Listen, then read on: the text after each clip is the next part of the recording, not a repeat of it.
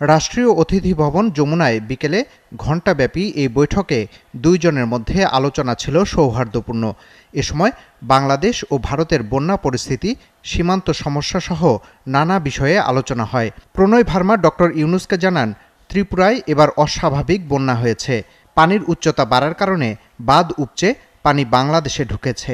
ত্রিপুরায় আপনারা জানেন যে বৃষ্টি হয়েছে, সেটার কথা এসছে। উনি বলেছেন যে বাঁধের কথা আসছে, এটা থেকে অটোমেটিক রিলিজটা হয়েছে। এত পানির উচ্চতা, এত পানি, তো ফলে এটার থেকে পানি অটোমেটিক রিলিজ হয়েছে। ফ্লাড সিচুয়েশন উনি বলছেন যে ত্রিপুরায় যেটা ফ্লাড হচ্ছে বা ওই রিজিয়নে, এটা খুবই আনপ্রেসিডেন্টেড একটা ফ্লাড। ওইখানেও প্রায় 50,000 মতো লোক ডিসপ্লেস হয়েছে। ভারতের বাঁধ খুলে দেয়া সহ সাম্প্রতিক নানা ইস্যুতে সামাজিক যোগাযোগ মাধ্যমে পোস্ট নিয়ে হাইকমিশন সহ সে দেশের বিভিন্ন স্থাপনা নিয়ে ডক্টর ইউনূসের কাছে উদ্বেগ প্রকাশ করেন প্রণয় ভার্মা। ওনারা খুবই কনসার্ন অ্যাবাউট সিকিউরিটি, বাংলাদেশে ইন্ডিয়ান এম্বাসি এবং ইন্ডিয়ান যে এম্বাসির যে এস্টাবলিশমেন্টের নিয়ে।